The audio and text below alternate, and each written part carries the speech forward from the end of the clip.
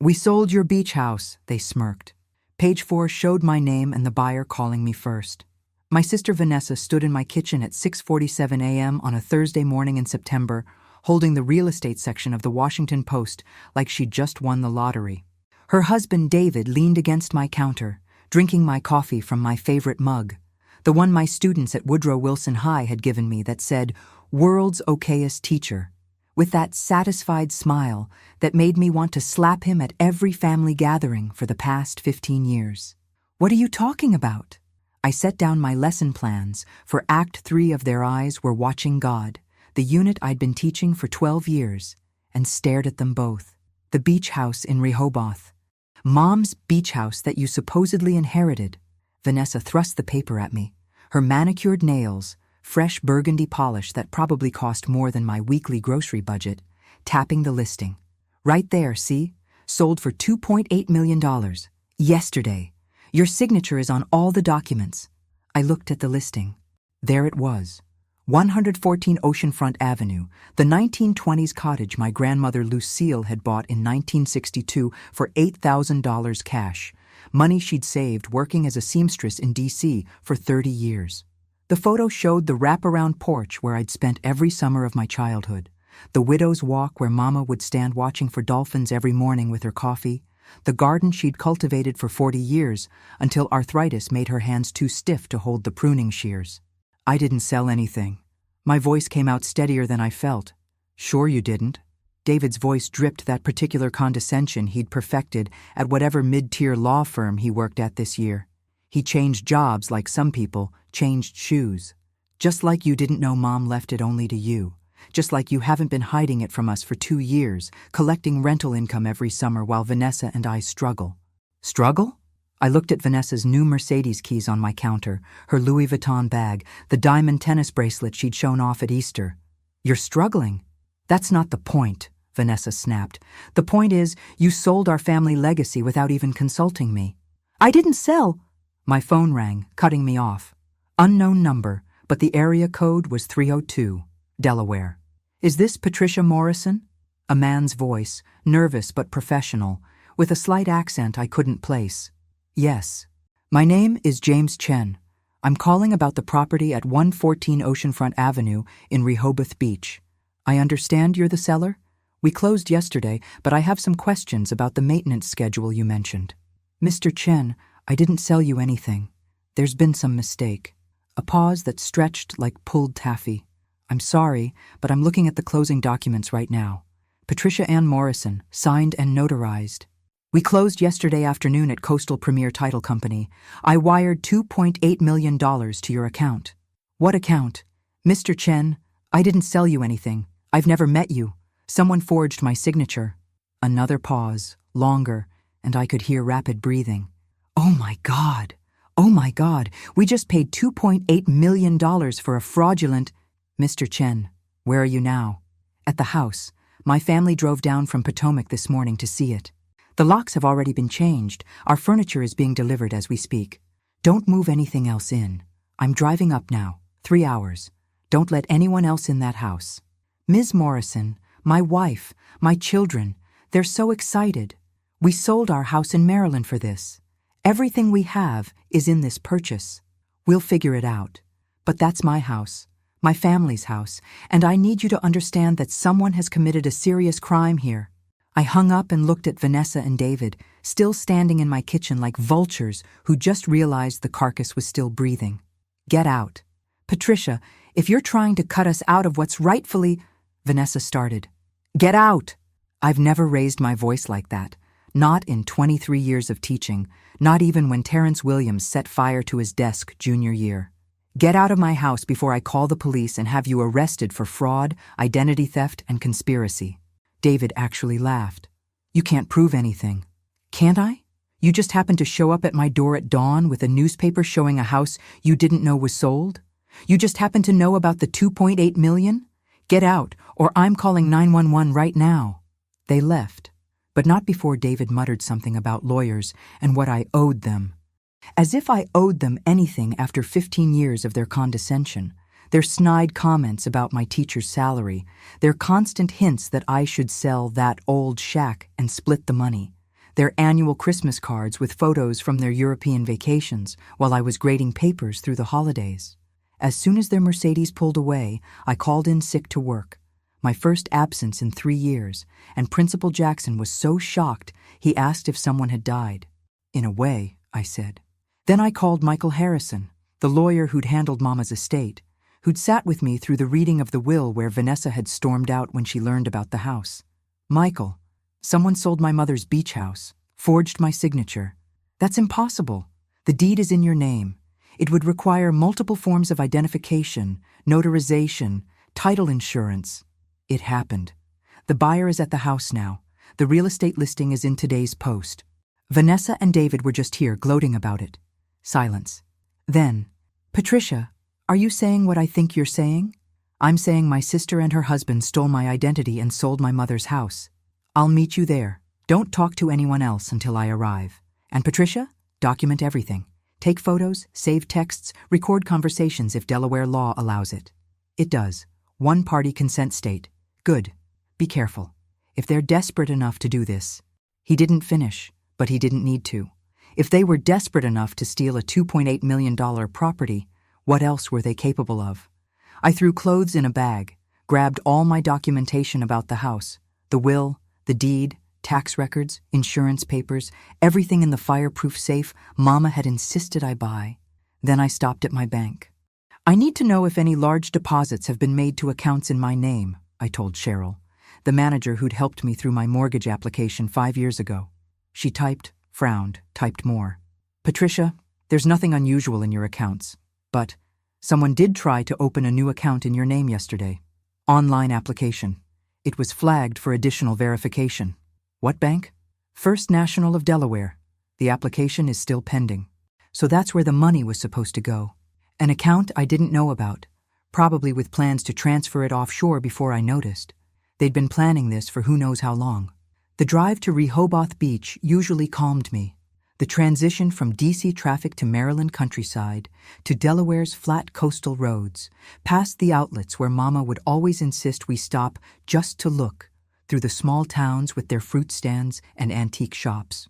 But this time, my mind raced through possibilities.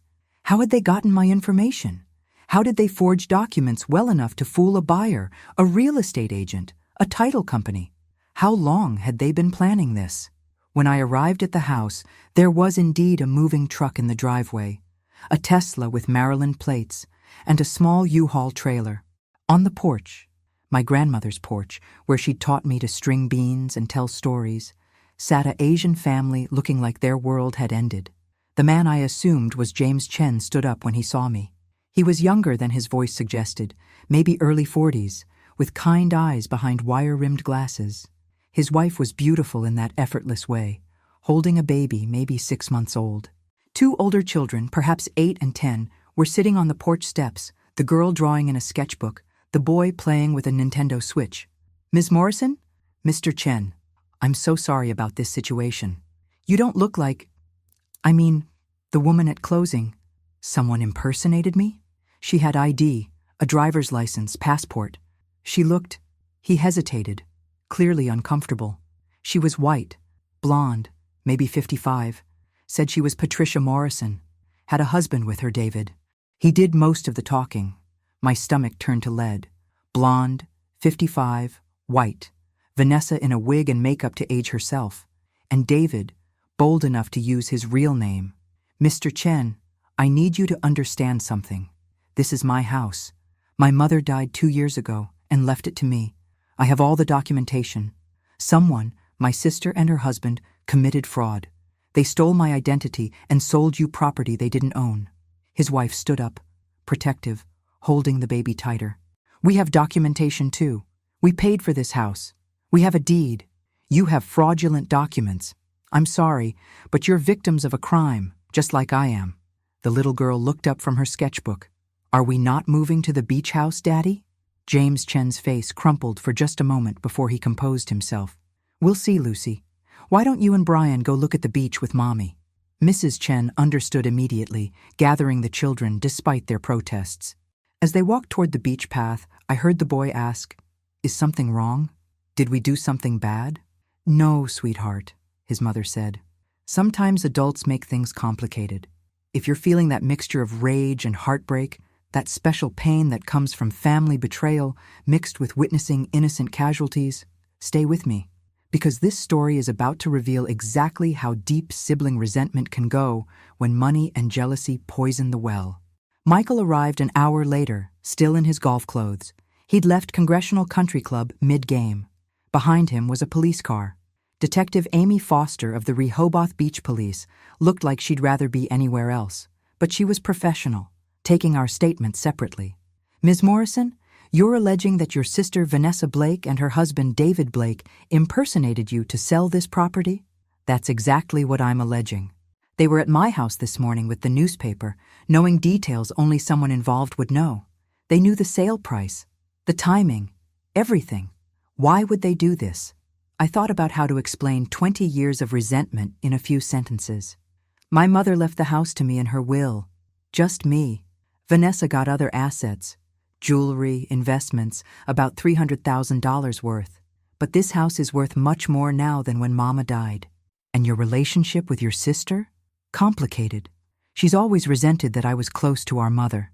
She's a lawyer, makes good money, but it's never enough. She sees my teacher's salary as proof that I don't deserve nice things. In her mind, the house should have been hers because she could better appreciate it. She said that multiple times.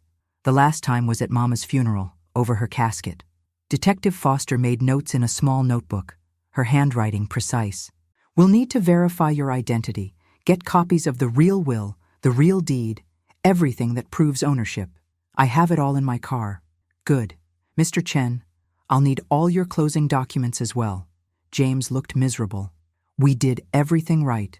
Used a reputable real estate agent, a title company, had lawyers review everything. What title company? Michael asked. Coastal Premier Title. Michael's face changed. That's not one of the major companies. Who recommended them? The seller's attorney, David Blake. Of course. David had directed them to a specific title company, one that either was in on the fraud or was incompetent enough to miss it. Mr. Chen, Michael said gently, I'm afraid you've been the victim of a very sophisticated fraud.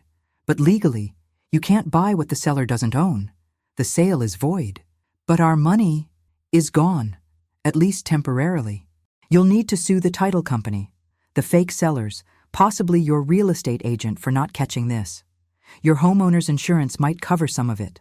But yes, you might lose everything. Mrs. Chen had returned with the children, heard the last part. She started crying, the baby picking up on her distress and wailing too. Lucy and Brian looked confused and scared. We sold our house, Mrs. Chen said between sobs. We sold our house in Potomac. My mother's inheritance paid for this. Everything we have. I looked at this family, destroyed by my sister's greed, and made a decision that would have made Mama proud and Vanessa furious. We'll work something out, I said. Everyone looked at me. What do you mean? Michael asked. I mean, this family shouldn't suffer because of my sister's crimes. Mr. Chen, Mrs. Chen, let me make a proposal. You can stay here while we sort out the legal issues, rent from me. Month to month, at a fair rate, until you either recover your money or find somewhere else to go. Why would you do that? Mrs. Chen asked, suspicious through her tears. Because my mother would have. Because you have children who don't deserve to be homeless. Because my sister tried to destroy multiple families with her greed, and I won't let her succeed. Patricia, you don't have to, Michael started. I know, but it's the right thing to do. Mama always said the house was meant to be filled with joy, with family. These children shouldn't suffer for crimes they didn't commit. That evening, in a hotel room in Rehoboth, because I couldn't stay in the house while the Chens were processing their tragedy, I got a call from Detective Foster. We found some interesting things. Your sister and brother-in-law flew to Delaware 3 days ago, stayed at the Belmore Inn under their real names. Not very smart for criminals. They're not career criminals. They're desperate people who thought they were entitled to something that wasn't theirs. Maybe. But this was planned. We found the notary who supposedly witnessed your signature. She says a woman matching your sister's description came in with perfect ID in your name. Driver's license, passport, even a credit card. Very sophisticated forgeries. How did they get all that? That's what we're investigating. But Ms. Morrison, there's something else. The title company, Coastal Premier, it's owned by David Blake's cousin. The pieces clicked together. A family conspiracy planned for who knows how long. While I was grieving Mama, while I was trying to keep the house maintained on my teacher's salary, they were plotting to steal it. Are you arresting them? We're building the case. But yes, arrest warrants will be issued tomorrow. They'll run. We've already frozen their passports. Well, they're real ones. If they have fake ones in your name, they used the fake ID to sell the house. They probably destroyed them. Maybe, but people who do this kind of thing often can't resist keeping trophies. After the detective hung up, I sat in that generic hotel room and cried. Not pretty tears, but ugly body-shaking sobs. My sister, who I'd shared a room with growing up, who I'd defended from bullies in elementary school, who'd been my maid of honor at my wedding to Charles before he decided teaching wasn't lucrative enough and left me for a pharmaceutical sales rep. That sister had tried to steal the one thing Mama had left me, the repository of every good childhood memory I had. My phone rang. "Vanessa, you need to stop this right now," she hissed without preamble. "Where are you, Vanessa?" "Home." "Why?" "Because the police are going to arrest you tomorrow for identity theft, fraud, and grand larceny." Silence. Then, "You can't prove anything. The buyer met you. You wore a blonde wig, but he met you. And David, stupid enough to use his real name, you signed papers as me. The notary identified you. That's ridiculous. I was at work all week." "Were you?" "Because I'm betting if the police check, they'll find you took vacation days. I'm betting they'll find plane tickets. I'm betting they'll find the cousin who owns Coastal Premier title." She hung up. An hour later, David called. "Patricia, let's be reasonable. We can work this out. The only thing we're working out is how long you'll spend in federal prison." "Federal? This is a state matter. Wire fraud across state lines, using the postal service for fraud. Identity theft. It's federal, David. You're a lawyer. You should know that." It was Vanessa's idea. I actually laughed. "Throwing your wife under the bus already? That's true love right there. She's obsessed with that house. Has been since your mother's will was read. She feels cheated." "She was cheated? She got $300,000. I got a house that cost me $20,000 a year just in taxes and maintenance. A house worth $2.8 million. A house worth memories. A house that's been in our family for 60 years.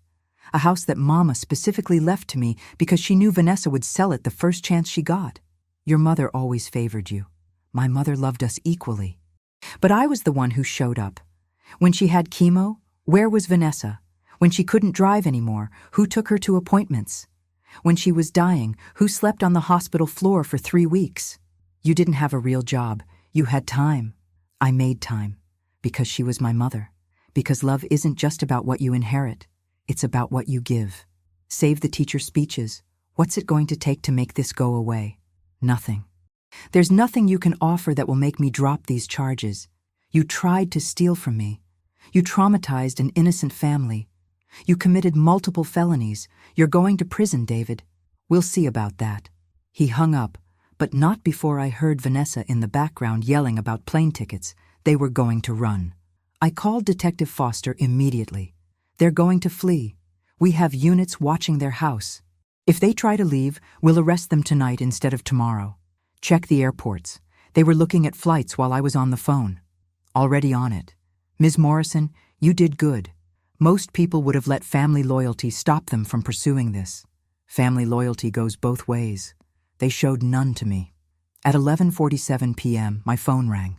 "Detective Foster. We arrested them at BWI.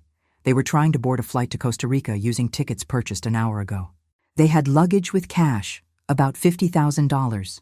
Where did they get $50,000 in cash? That's what we're trying to figure out. But they're in custody. Federal marshals are taking over the case." I should have felt relief. Instead, I felt empty. My sister was in jail. My family was destroyed. All for money. The next morning, I met with the Chens at the house. They looked exhausted, defeated. The children were on the beach with their grandmother, who'd driven down from New Jersey. "We're ruined," James said simply. "We sold our house in Potomac. liquidated our investments, used my wife's inheritance from her father. Everything is in this purchase. You can sue the title company, Michael said. He'd come down early, bringing a team of lawyers from his firm. They have errors and omissions insurance for exactly this situation. That could take years, their lawyer said. They'd hired someone overnight, a sharp-looking woman named Jennifer Wu. In the meantime, my clients are homeless. I looked at the Chens, at this family destroyed by my sister's greed, and thought about what Mama would do. Mama, who'd fed every hungry child in the neighborhood, who'd given her last dollar to anyone who needed it, who'd taught me that wealth wasn't about what you had, but what you did with it. Here's what we're going to do, I said. You're going to rent the house from me, below market rate, month to month, while your lawsuit proceeds. If you win and recover your money, you have the right of first refusal to buy it from me at market rate. If you don't want to buy it, you walk away after a year, no hard feelings. Why would you do that? Mrs. Chen asked, her voice barely above a whisper. Because it's right. Because you're victims too. Because my mother believed in karma, and I won't let my sister's evil poison this house. The rental rate? James asked, practical even in crisis. $3,000 a month. Enough to cover the taxes and maintenance, nothing more. That's incredibly generous. Beach houses here rent for that much per week in summer. I'm not trying to profit from your misfortune. I'm trying to make sure this house remains what it's always been, a place of joy and family and memory. Your family can add to that legacy while you heal from this trauma. Mrs. Chen started crying again, but this time with relief. Thank you so much. There are conditions. The house stays structurally the same. No major renovations without discussion. And the art studio in the converted garage. That was my mother's sacred space. It stays as is. Of course. Anything. We drew up a rental agreement right there, Michael making it legal and binding. The Chens would move in immediately, pay monthly rent, maintain the property, and pursue their lawsuit against everyone involved in the fraud. That afternoon, the story broke in the local news. Sister's beach house betrayal made the front page of the Delaware Coast Press. By evening, the Washington Post had picked it up. D.C. teacher victim of family identity theft. By the next morning, it was on CNN, Fox, MSNBC. My quiet teacher's life was suddenly exposed to everyone. My principal called. Patricia, take as much time as you need. We'll get a sub for your classes. I need to work, I said. I need something normal. Are you sure? This is a lot to process. The kids need consistency. I need consistency. I'll be back Monday. But Monday was harder than I expected. My students had all seen the news. Some were sympathetic, others curious. A few seemed almost excited by the drama. Your sister foul for that, Ms. M, one student, Deshawn, said. Family supposed to be family. Sometimes family is who betrays you worst, I replied, then turned it into a lesson about betrayal in their eyes were watching God, which we were still reading.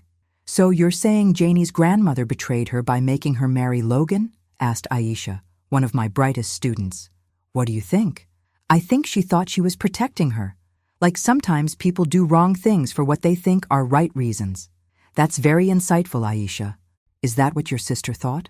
That she was doing right? The class went quiet, everyone looking at me. These kids, many of whom came from their own complicated families, understood betrayal all too well. I think my sister convinced herself she deserved something that wasn't hers. And once you start down that path of justification, you can convince yourself of anything. That's deep, Ms. M, said Tyler from the back row. That's like universal truth deep. The weeks that followed were a blur of legal procedures, media attention, and painful revelations. The investigation revealed that Vanessa and David had been planning this for at least 6 months. They'd stolen my mail to get personal information, had someone hack into my credit reports, had spent thousands on the fake IDs. But the worst revelation came from Vanessa's work computer, seized by the FBI. Emails between her and David, planning not just the theft, but my potential murder. If she has an accident after the sale goes through, no one can contest it, David had written. Too risky, Vanessa had replied. But maybe a suicide. She's been depressed since Charles left. Everyone knows that. They'd been planning to kill me. My own sister had discussed my murder like it was a logistics problem. I threw up when the federal prosecutor showed me those emails, right there in his office, into his wastebasket. He handed me tissues and water, patient and kind. "This changes everything," he said. "This isn't just fraud anymore. This is conspiracy to commit murder." "She's my sister," I said, as if that explained anything. "Not anymore, she's not. Now she's a defendant in a federal crime." The trial was set for 6 months out. In the meantime, I drove to Rehoboth every weekend to check on the house and the Chens. They were good tenants, careful with the property, respectful of its history. Mrs. Chen, whose name was Linda, had started tending Mama's garden, bringing it back to life in ways I hadn't been able to manage on weekend visits. "Your mother grew the most beautiful roses," she said one Saturday, showing me new blooms on bushes I thought had died. "The soil here remembers them." I found her gardening journal in the shed.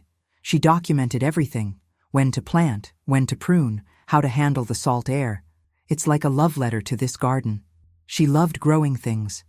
Said it was like raising children. You put in the work, provide the right environment, and pray they bloom. She sounds wise. She was. She would have liked you, I think. Would have loved seeing children in this house again. Lucy, their daughter, had set up an easel in the art studio, with my permission. She was talented, only 10, but with an eye for color and light that reminded me of Mama. "Ms. Morrison, is it okay if I paint the view from the Widow's Walk?" she asked one day. Of course. That was my mother's favorite spot to paint, too. Was she a real artist? Like, did she sell her paintings? She sold some, gave away more. She painted because she loved it, not for money. That's why I paint, too, because it makes me happy. "Then you're a real artist, Lucy." Brian, their son, had made friends on the beach, was learning to surf. He reminded me of myself at that age, quiet, observant, finding peace in the rhythm of the waves. "Do you surf, Ms. Morrison?" he asked one day. "I used to. Haven't in years. Mom says you can borrow her board if you want. She doesn't really use it." "Your mom surfs?" "She bought the board to try. Fell off once and decided it wasn't for her. But she likes having it in the garage. Says it makes her feel athletic." I laughed, really laughed, for the first time since everything happened. 3 months into the rental agreement, the title company settled with the Chens. Their insurance paid out the full $2.8 million plus damages. $2 million total. They could buy any house they wanted now. James called me immediately. "We want to buy your house. It's not for sale." "I know, but we love it here. The kids are happy. Linda's happy. I'm happy. We want to make this permanent. This house has been in my family for 60 years. We're not asking you to give up that history. We want to be part of it, to add our story to its story." I thought about it for weeks. The smart thing would be to sell.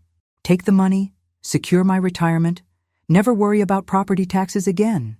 But every time I walked through that house, I saw Mama at her easel, Grandma Lucille making breakfast, my childhood self reading on the porch. How do you sell that? But I also saw Lucy painting in the studio, Brian learning to surf, Linda tending the garden, James fixing the loose board on the porch that I'd been meaning to fix for 2 years. They weren't erasing our history. They were adding to it. "I need more time," I told James. "Take all the time you need. We're not going anywhere." If you're wondering how someone chooses between financial security and family legacy, between practical decisions and emotional ones, tap that subscribe button, because this choice will reveal truths about value that go beyond money. The federal trial began in March, 6 months after that morning in my kitchen. The courthouse in Baltimore was intimidating, all marble and mahogany, designed to make you feel the weight of justice. Vanessa and David, in matching gray suits that tried to make them look respectable, sat with their public defenders. They couldn't afford private attorneys anymore. All their assets had been frozen. The prosecutor, Keith Washington, was young, maybe 35, but brilliant. He laid out the case methodically, like building a house brick by brick. The fake IDs, the forged documents, the cousin at the title company, the attempted flight to Costa Rica. He painted a picture of calculated greed and family betrayal that had the jury frowning from day one. But when he got to the emails about killing me, the courtroom went completely silent. The defendants didn't just want to steal from Patricia Morrison, he said. They wanted to eliminate her entirely, make it look like suicide, collect whatever inheritance might remain. This wasn't just fraud, this was attempted murder by conspiracy. I testified for 6 hours over 2 days. Every detail of discovering the fraud, the family history that led to it, the pattern of resentment and entitlement that had poisoned my relationship with Vanessa. Their defense attorney, a tired-looking man named Paul Brennan, tried to paint me as the villain. "Isn't it true you refused to share your mother's house with your sister? My mother left it to me in her will." "But morally, didn't your sister deserve half?" "Morally? My sister visited our mother 3 times in her final 2 years. I was there every day. I held her hand through chemo, cleaned up when she was too sick to make it to the bathroom, slept on hospital floors. Where was Vanessa's moral obligation then? You're a teacher. Your schedule allowed. My schedule allowed nothing. I took unpaid leave. I spent my savings on Mama's medicines that Medicare wouldn't cover. I sacrificed. Vanessa sent flowers and excuses. You resent your sister's success. What success? The success built on fraud?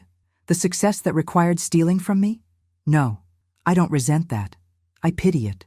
Vanessa testified, trying to claim David had manipulated her, that she didn't know the extent of the fraud. But the prosecutor had her emails, texts, recorded conversations. She was neck-deep in all of it. The moment that broke her came when the prosecutor asked, "Did you love your sister?" Vanessa looked at me for the first time since the trial started. Yes, I thought I did.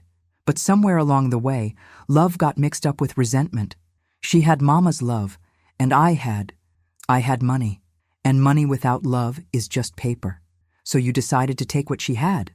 I decided to take what I thought I deserved. I was wrong. I was so wrong. She started crying then, but it was too late for tears to matter. David testified next, trying to throw Vanessa under the bus completely. It was all her idea. She's obsessed with that house. Has been since we got married. She used to drive by it, take pictures, plan what she'd do with it when it was hers. But you went along with it, the prosecutor said. She's my wife. I wanted to make her happy. Happy enough to plan Patricia Morrison's murder? That was just talk. You'd never actually murder someone? Just steal their identity, their property, their peace of mind? David had no answer for that. The jury deliberated for 4 hours. Guilty on all counts: conspiracy to commit murder, wire fraud, identity theft, grand larceny, conspiracy to commit fraud. The list went on. Sentencing was a month later. I wrote a victim impact statement but couldn't read it myself. The prosecutor read it for me. Vanessa Morrison Blake was my sister. We shared a room, clothes, dreams. She was my maid of honor. I was hers. Our children grew up together, but greed poisoned her, turned her into someone I don't recognize. She didn't just try to steal a house. She tried to steal my life, my identity, my future. She planned my death like it was a business transaction. How do you forgive that? How do you mourn someone who's still alive but dead to you? This crime cost me more than property. It cost me my sister, my family, my ability to trust. That's a life sentence for me. She deserves no less.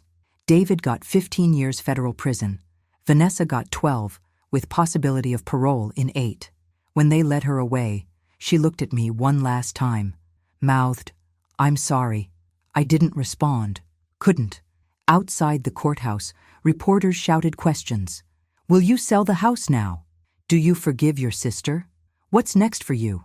I pushed through without answering. There were no good answers anyway. That evening, I went to the beach house. The Chens had prepared dinner, insisted I join them. We ate Linda's attempt at Korean-American fusion on the porch, watched the sunset, told stories. Brian was excited about making the middle school surf team. Lucy had won an art contest with a painting of the view from the Widow's Walk. Normal family things that felt like healing. "Ms. Morrison," Linda said as we cleared dishes, "can I ask you something personal?" "Of course." "How do you not become bitter? After everything your sister did?" I thought about it, watching the waves. I am bitter sometimes, angry, hurt, but I refuse to let her crime define my life. This house, these memories, the future, they're mine to shape. Bitterness would just be letting her win. "You're very strong." "No, I'm very tired." But tired isn't the same as defeated. A year passed. The Chens were perfect tenants, had become something like family. We shared holidays, maintained the property together, added new traditions while honoring old ones. Lucy's art covered the studio walls now, alongside Mama's paintings. Brian had taught me to surf again, patient with my middle-aged body that didn't move like it did at 15. Then Amber called. My niece, Vanessa's daughter, 22 and in her last year at Georgetown. Aunt Patricia? I need to talk to you. We met at a coffee shop in DuPont Circle. She looked so much like Vanessa at that age it hurt. Same sharp cheekbones, same intelligent eyes, same determined chin. But there was a softness, too, that Vanessa had lost somewhere along the way. I've been visiting Mom in prison, she said without preamble. How is she? Broken. Genuinely broken. She's in therapy, taking responsibility, trying to understand how she became someone who could do what she did. That's good. She wants to apologize to you. Really apologize, not for legal reasons or parole boards. She wants to try to explain, not excuse, but explain. I don't know if I'm ready for that. I understand. But Aunt Patricia, I need you to know something. What she did was unforgivable, I know that. But she's still my mom, and I'm trying to understand how someone I love could do something so evil. What do you want from me, Amber? Nothing. Just, would you read a letter if she wrote one? Not respond, just read. I thought about it. Yes, I'll read it. The letter came 2 weeks later. 10 pages, front and back. Vanessa's familiar handwriting that used to sign birthday cards and sister notes. Dear Patricia, I don't expect forgiveness. I don't deserve it. But I need you to understand, if only so I can understand myself. I've hated you since we were children. Not you exactly, but what you represented. Mama's favorite, the good daughter, the one who did everything right while I struggled to be seen. You probably didn't even know Mama called you her easy child, and me her challenge. You were reading by 4, I struggled until 2nd grade. You made friends easily, I had to work for every relationship. You were naturally kind, I had to learn to fake it. None of that was your fault, but I blamed you anyway. When Charles left you, I was secretly happy. Finally, something you failed at. When Mama got sick and you took care of her, I resented that too. You got to be the hero while I had to work, had to maintain my life. I didn't see your sacrifice. I only saw my exclusion. The house became everything to me. Proof that Mama loved you more. When she left it only to you, it confirmed every bitter thought I'd ever had. I convinced myself you'd manipulated her, stolen my inheritance. David fed that belief, nurtured it, turned it into action. The plan to sell the house was David's idea, but I embraced it. The plan to hurt you. That was momentary insanity that became real through repetition. We talked about it so much it stopped seeming monstrous and started seeming logical. That's how evil works, I've learned. Small steps that lead you so far from yourself, you can't find your way back. I'm in therapy now. The prison psychiatrist says I have narcissistic personality disorder with antisocial features. Fancy words for saying I'm selfish and lack empathy, but I'm working on it. Learning to see others as full people, not just obstacles or opportunities. I dream about the beach house every night, not owning it, just being there with you when we were young, building sandcastles, catching fireflies, being sisters before I let poison in. I know you'll never forgive me. I'll never forgive myself. But I wanted you to know that somewhere inside the monster who tried to steal from you and kill you is the sister who once loved you. She's buried deep, maybe dead, but she existed once. I hope you keep the house forever. I hope you fill it with better memories than I tried to create. I hope you find peace. Your sister, if I can still use that word, Vanessa. I read it 3 times, then put it in the fireproof safe with Mama's will. Maybe someday I'd respond. Maybe not. But keeping it felt important, evidence that even broken people can recognize their brokenness. That weekend at the beach house, I made a decision. I called the Chens together after dinner. I want to propose something unusual, I said. A partnership rather than a sale. They looked confused, but interested. Go on, James said. We create a trust. The house stays in the Morrison family trust, but you become co-trustees with lifetime residency rights. You can't sell it, but neither can I. It passes to our children jointly. Lucy and Brian grow up here, but so do my future grandchildren if I ever have any. We share holidays, maintenance, memories, 2 families, 1 house, shared legacy. That's complicated, Linda said. Very, but it honors what this house has always been. A gathering place, a sanctuary, a piece of history that belongs to more than one person. My mother would have loved knowing families were coming together here rather than being torn apart. What about your sister's children, Amber? The trust includes them. They're victims too. When they're ready, when it's healed enough, they're welcome here. James and Linda looked at each other, having one of those married couple conversations that happen without words. Yes, they said together. Yes, let's do that. Michael drew up the papers. It took 2 months to get it right, to make it legal and binding and fair. But in the end, we had something unprecedented. A property that couldn't be sold, couldn't be stolen, could only be shared and passed on. The day we signed, dolphins appeared in the waves, just like Mama always said they would when the house was happy. 3 years have passed now since that morning in my kitchen. Vanessa is serving her time, teaching literacy to other inmates, writing letters I sometimes read. David was shanked in prison, survived, but lost the use of his left arm. He never writes, probably never will. Amber graduated law school, specializing in estate law and fraud prevention. I want to stop families from destroying themselves over money, she told me. She visits the beach house sometimes, tentative but welcome. The Chens have become true family. We share Thanksgiving there, Christmas, the 4th of July. Lucy is 13 now, winning art contests, filling the studio with paintings that would make Mama proud. Brian is on the high school surf team, has a girlfriend who Linda pretends not to know, stays over sometimes. Their baby, Thomas, is 3 now, toddling through the same rooms where I toddled 50 years ago. I retired from teaching last year, a bit early but ready. 25 years shaping young minds was enough. Now I spend half my time at the beach house, writing a memoir about family and fraud and forgiveness. The other half I spend volunteering with an organization that helps fraud victims, especially those betrayed by family. How do you trust again? They ask me. Differently, I tell them, with boundaries, with documents, with witnesses. But you do trust again, because the alternative is living in prison, even though you're the one who was robbed. Last month, I got a call from the federal prison where Vanessa is held. Not from her, but from the warden. Your sister saved another inmate's life, talked her out of suicide, spent 17 hours holding this woman, talking to her, keeping her alive. I thought you should know. Thank you for telling me. She's changed, Ms. Morrison. I've seen a lot of inmates, but your sister, she's done the work. Really done it. I'm glad.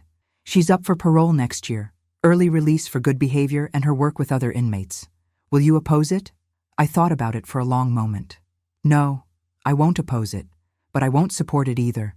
That decision is yours to make. If she gets out, she'll be 58. Still time to build a different life. Whether I'll be part of that life, I don't know. Forgiveness and reconciliation aren't the same thing. I can forgive her for my own peace without inviting her back into my life.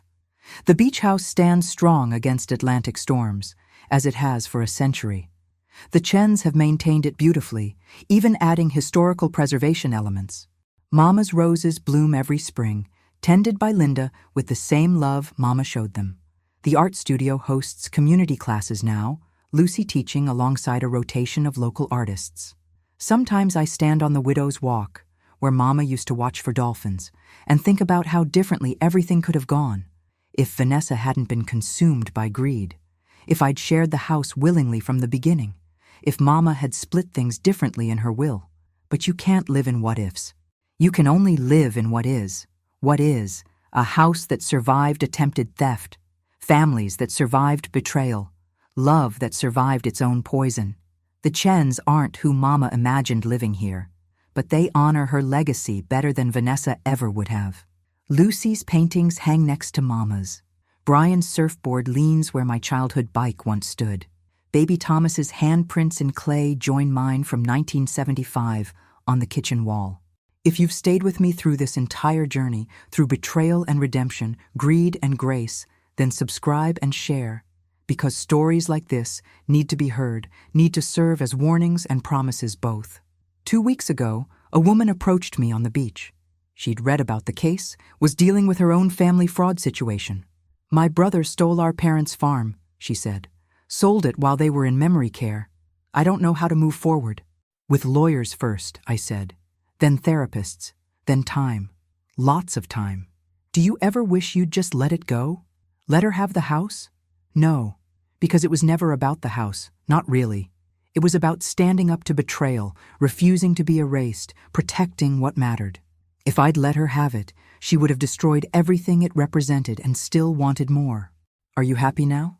I looked back at the house, where Lucy was painting on the porch, Brian was waxing his surfboard, Linda was gardening, James was fixing something that probably didn't need fixing but gave him peace to tinker with. "Yes," I said.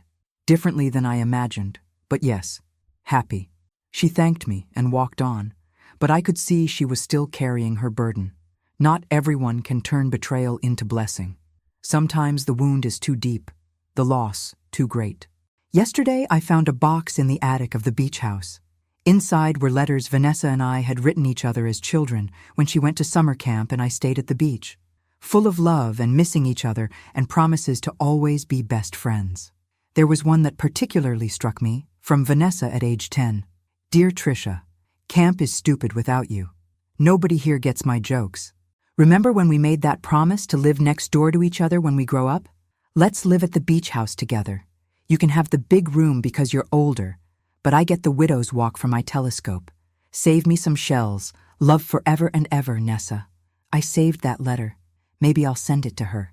Maybe it will remind us both that we were sisters before we were enemies, that love existed before greed poisoned it. Or maybe I'll just keep it as evidence that people change, that promises break, that forever is shorter than children think. The house at 114 Oceanfront Avenue still stands. Weather-beaten but solid, full of ghosts and gardens, memories and meals, old love and new. It's no longer just the Morrison house or the Chen house, but something in between, something richer for its complexity. Mama would be pleased, I think. Not about Vanessa, that would break her heart, but about the house being full of life, about strangers becoming family, about her roses still blooming, despite the salt air everyone said would kill them. "Some things survive against all odds," she used to say, usually about her plants, but sometimes about people too. The house survived, the family, in its new configuration, survived. Even Vanessa, in her broken way, survived. And me, I more than survived. I transformed betrayal into purpose, theft into gift, a sister's greed into a wider family's grace. That's my story. That's our story. That's the story of a house that refused to be sold, a legacy that refused to be stolen, and a woman who refused to let bitterness win. The waves keep coming. The dolphins still visit. The roses bloom despite the salt. And every morning, I wake up grateful that I saw that newspaper, caught that fraud, fought that fight. Not because I won, though I did, but because in fighting, I discovered what really mattered. Not the money, not even the house itself, but the right to decide what happens to what we love, the right to protect our history, the right to say no to those who would take what isn't theirs. Vanessa thought she was stealing a house. She was really trying to steal my right to choose. That's what I fought for. That's what I won. That's what I'll always protect. The house stands. The family endures. The story continues, and somewhere in federal prison, my sister is learning what I've always known, that what matters most can't be sold, can't be stolen, can only be tended and passed on. Maybe that's forgiveness. Maybe that's justice. Maybe it's both. Either way, it's enough.